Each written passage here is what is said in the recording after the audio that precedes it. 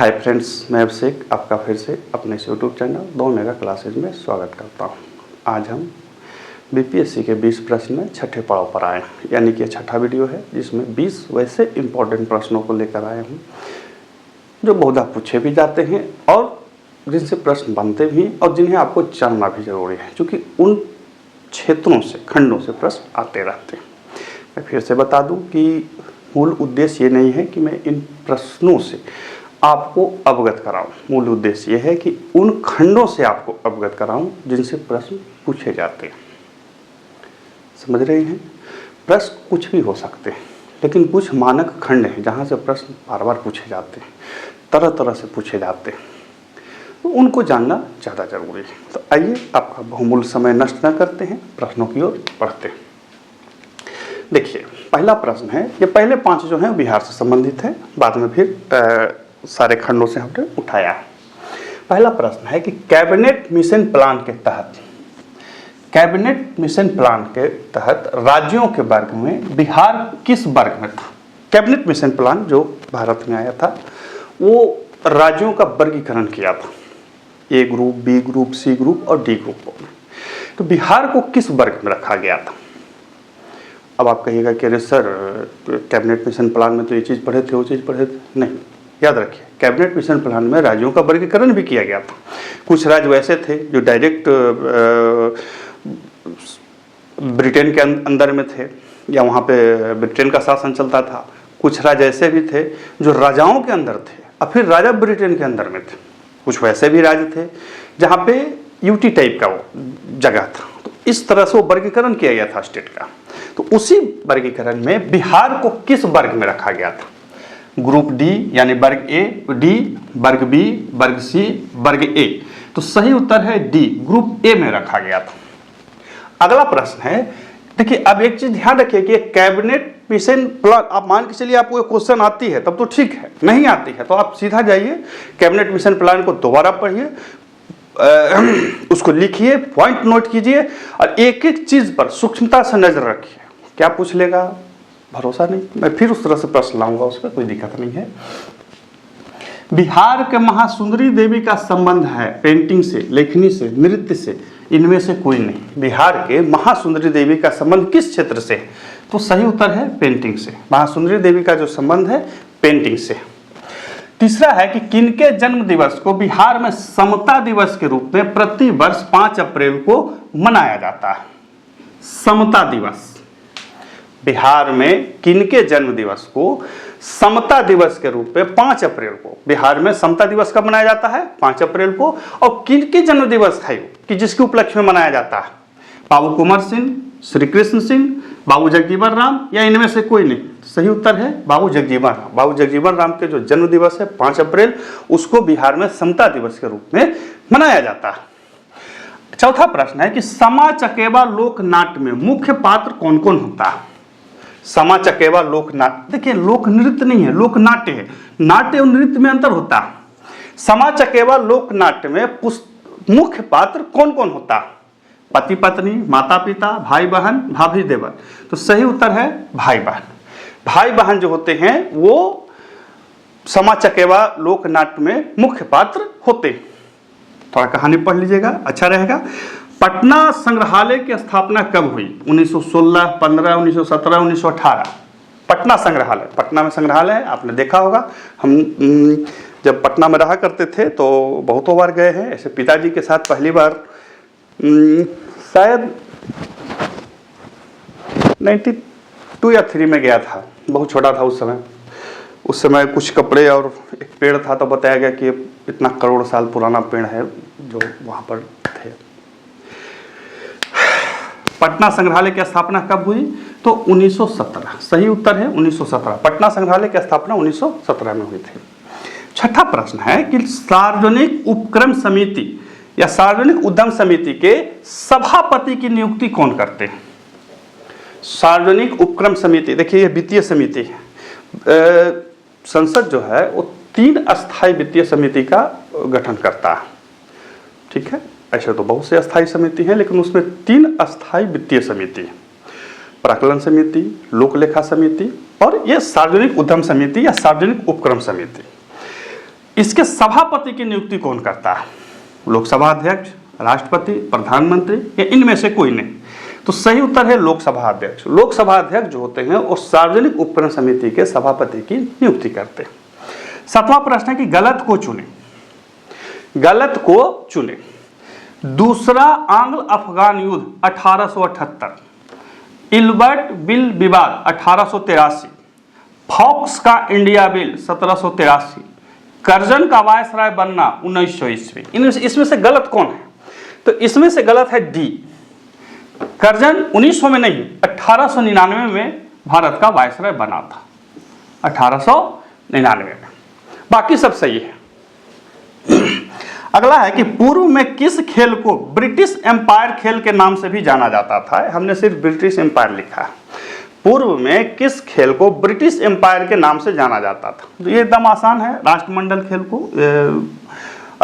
खेल को पहले ब्रिटिश एम्पायर खेल के नाम से भी जाना जाता था। अब देखते हैं फटाफट आगे के प्रश्नों को। आइए अब देखते हैं आगे के प्रश्नों को। देखिए 9वां प्रश्न है कि सभी कथनों को पढ़िए। मतलब इसमें बहुत सारे कथन हैं, इनको पढ़िए और इनमें से सही का चुनाव कीजिए। कहता है कि अफगानिस्तान में अशोक के शिलालेख ग्रीक अरमाइक लिपि में है। अफगानिस्तान में अशोक के शिलालेख ग्रीक अरमाइक लिपि में है। द किंग ऑफ डांस चोलों का चित्रण है। नटराज की जो प्रतिमा है उसी को द किंग ऑफ डांस बोला गया है। ध्यान रखेंगे नटराज की ही प्रतिमा को, नटराज की जो प्रतिमा देखे होंगे शिव का तांडव करता हुआ जो प्रतिमा आपने देखा है, बहुत छोटी सी प्रतिमा मिली थी अष्टधातु की खुदाई में, तो उस प्रतिमा को किंग ऑफ डांस बोला गया। चोलों का चित्रण है। प्राचीन भारत में अपने सिक्कों पर द्विभाषा एवं द्विलिपि दंत कथाओं का चित्रण हिंद यवन शासकों ने प्रारंभ किया। द्विभाषा एवं द्विलिपि दंत कथाओं का चित्रण हिंद यवन शासकों ने किया।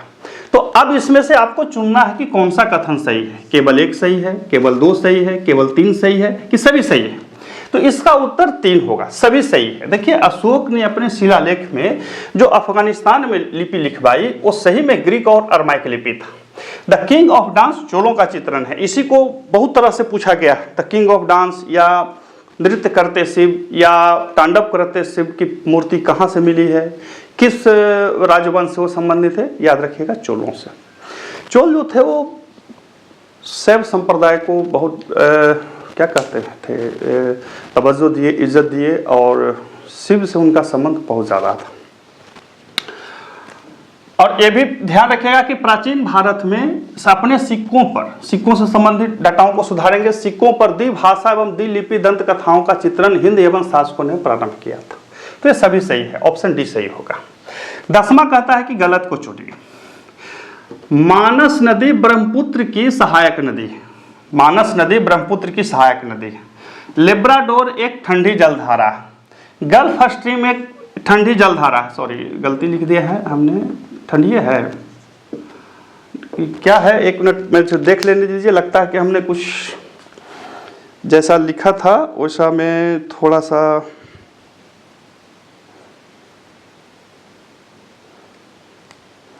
दिक्कत है कहीं पे। गल्फ स्ट्रीम एक गर्म जलधारा यहाँ पर होगा, ठंडी नहीं है, याद पड़ गया हमको, गर्म जलधारा है। मैं सुधार दिया, क्षमा करेंगे। गल्फ स्ट्रीम में गर्म जलधारा है बिल्कुल। आना सागर झील पंजाब में है, ये गलत होगा। गलत को चुनना था तो डी गलत होगा। आना सागर झील जो है राजस्थान में। आना सागर झील कहाँ है? राजस्थान में। बाकी ये सही है। मानस नदी ब्रह्मपुत्र की सहायक नदी है। लेब्राडोर एक ठंडी जलधारा है। गल्फ स्ट्रीम में गर्म जलधारा। अगला प्रश्न है कि अखिल भारतीय जनगणना का प्रथम प्रयास कब हुआ? अखिल भारतीय स्तर पर जनगणना का प्रथम प्रयास कब हुआ? 1862, 1872, 1863, 1881। तो सही उत्तर है प्रयास जो हुआ था 1872 में हुआ था। पूर्ण नहीं हुआ, प्रयास हुआ। बाद में 1881 से नियमित जनगणना शुरू हो गई। याद रखिए जनगणना। अब एक चीज ध्यान रखेंगे कि आखिर ये अंग्रेज जनगणना क्यों कराए, इसका भी अलग कहानी। अभी भी देखिए हमारे देश में जातिगत जनगणना की बात चल रही है। तो ये सब चीजें आते रहती हैं राजनीति में। लेकिन अंग्रेज जो थे वो जन का गणना इसलिए करना चाहते थे ताकि वो देख सके कि इस उपमहाद्वीप में कैसी डेमोग्राफी है। भारतीयों के कल्याण से उन्हें कोई मतलब नहीं था, वो उभरते हुए राजनीति को अपने हित के लिए संतुलित करना चाहते थे और इसीलिए उन्होंने जनगणना का व्यापक उपयोग किया। पंजाब में उन्होंने सिखलाया कि देखो अल्पसंख्यक जो है बहुसंख्यक पर राज कर रहे हैं। बंगाल में भी यही चीज़ उन्होंने सिखलाया कि देखो तुम अल्पसंख्यकों जो हो वो ऐसे हो, बहुसंख्यक ऐसे हो। तो इस तरह से उन्होंने अपने हित में फायदा किया। हालांकि जनगणना का बहुत व्यापक उपयोग भी होता है। गरीबी कहाँ पे है, कहाँ पे लोगों को कितनी क्या ज़रूरत है, कैसे सहायता पहुँचाना है, ये बहुत फायदे की चीज़ होती है। भारत सरकार ने अपनी आज़ादी के बाद से इसका बहुत उपयोग भी लिया, लेकिन यदि सरकार चाहे तो इसका गलत भी उपयोग किया जा सकता है। और ये अंग्रेजों की मंशा से समझ सकते हैं कि जैसे जैसे भारत में राजनीतिक उभार आते गया, अंग्रेजों ने उन्हें जनगणना को अपने हित के लिए फायदे में लाया, तरह तरह के राजनीतिक उभारों को उभारा ताकि वो अपने साम्राज्यवादी लिप्सा को शांत कर सके। याद रखिए, भारत के किसी भी उभरते राजनीति को तवज्जो देने का मुख्य कारण अंग्रेजों के द्वारा उस वर्ग की उन्नति नहीं थी। राष्ट्रीय आंदोलन को कमज़ोर करना उनका मुख्य उद्देश्य था। बहुत सारे लोग बोलते हैं कि अरे अंग्रेजों के सब काम को आप उसी पर जोड़ेंगे। बिल्कुल, राजनीति में जिसको जिससे फायदा हो रहा है उसी चीज़ को तवज्जो दी जाती है, घाटा को कभी नहीं। जिला न्यायालय के न्यायाधीश की नियुक्ति कौन करते हैं? राज्यपाल, मुख्यमंत्री, क्या बोलते हैं, हाईकोर्ट के मुख्य न्यायाधीश, या इनमें से कोई नहीं? सही उत्तर है राज्यपाल। आर्टिकल 233 कहता है कि जिला सत्र न्यायालय के न्यायाधीश की नियुक्ति राज्यपाल जो हैं उस राज्य के, मतलब जिस राज्य से संबंधित है उस राज्य के मुख्य न्यायाधीश से पूछ करके करेंगे, सलाह लेकर के करेंगे। बात समझ रहे हैं? कभी कभी पूरा दे देगा। जिला न्यायालय के न्यायाधीश की नियुक्ति करते हैं राज्यपाल, संबंधित राज्य के मुख्य न्यायाधीश से पूछ करके। इतना याद रखिएगा, संबंधित करते राज्यपाल नहीं है, लेकिन हाईकोर्ट के मुख्य न्यायाधीश से पूछ के करते हैं, बिना पूछे वो नहीं कर सकते। भारत में अंतर मंत्रालय के समन्वय का कार्य कौन करता है? पीएमओ, राष्ट्रपति कार्यालय, लोकसभा अध्यक्ष, या मंत्रिमंडल सचिवालय? तो सही उत्तर है मंत्रिमंडल सचिवालय। मंत्रिमंडल सचिवालय जो है भारत के जितने भी मंत्रालय हैं उन सभी के बीच में समन्वय का कार्य करता है।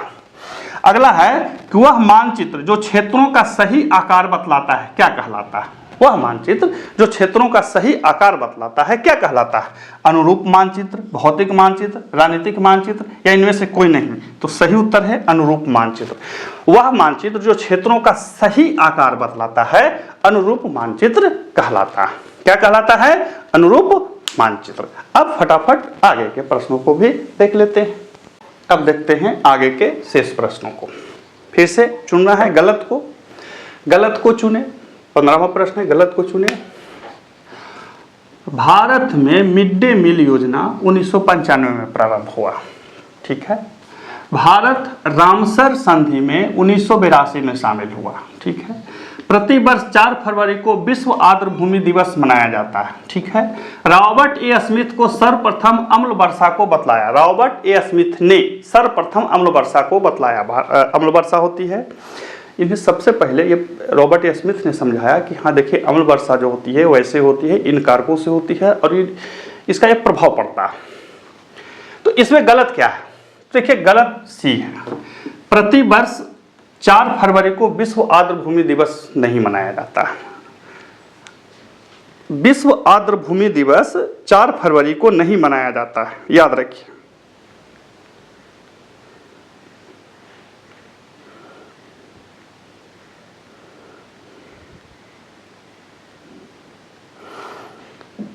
बात समझ रहे हैं? तो कब मनाया जाता है? तो जहां तक हमको याद है 2 फरवरी को मनाया जाता है। कब मनाया जाता है? 2 फरवरी को।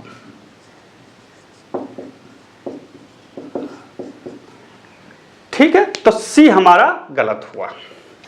अगला प्रश्न है कि आम की बीज रहित प्रजाति इनमें से कौन है? सिंधु, सागर, मालदा, इनमें से कोई नहीं। तो सही है ए। सिंधु जो है आम की एक ऐसी प्रजाति है जो बीज रहित है। ठीक है, अगला फिर से आता है 17वां की गलत को चुने। फ्रेडरिक बैंटिंग को इंसुलिन की खोज के लिए नोबेल मिला, बिल्कुल सही। पीलिया एक वायु संचारक रोग है, चलिए आगे बढ़ते हैं, बिल्कुल सही। ईईजी मानव मस्तिष्क के जांच हेतु प्रयोग होता है, चलिए ठीक है। मानव शरीर में 70% पानी होता है, ठीक है। इनमें से गलत कौन है? तो गलत है बी। पीलिया एक वायु संचारक रोग नहीं है, पीलिया एक जल संचारक रोग है। पीलिया क्या है?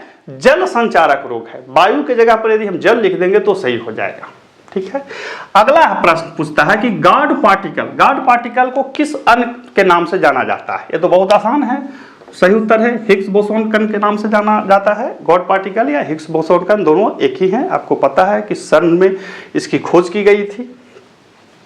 अगला 19वां प्रश्न कहता है कि कथन को पढ़कर सही का चुनाव करें, यानी कि ये कुछ कथन है, इनमें से आपको पढ़ना है और पढ़ करके फिर आपको इसमें सही का चुनाव करना है।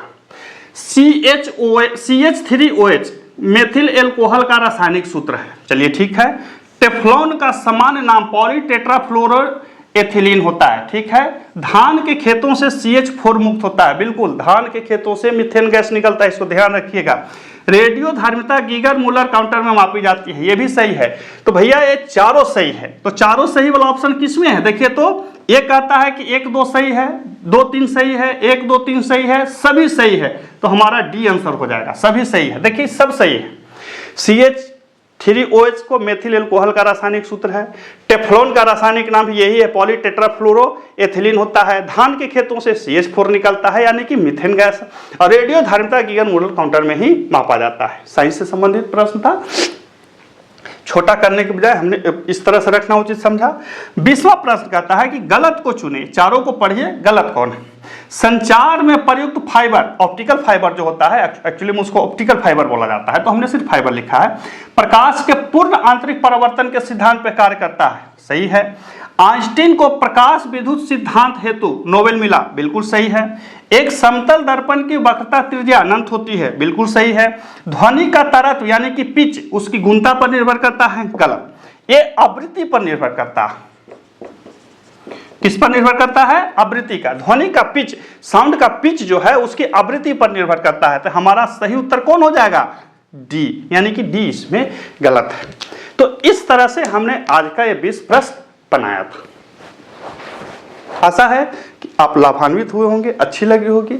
अच्छे लगे तो लाइक शेयर जरूर कीजिएगा, और कोई इच्छा और सुझाव कुछ भी हो जरूर मैसेज करें, आपके मैसेज को मैं इंतजार करूंगा।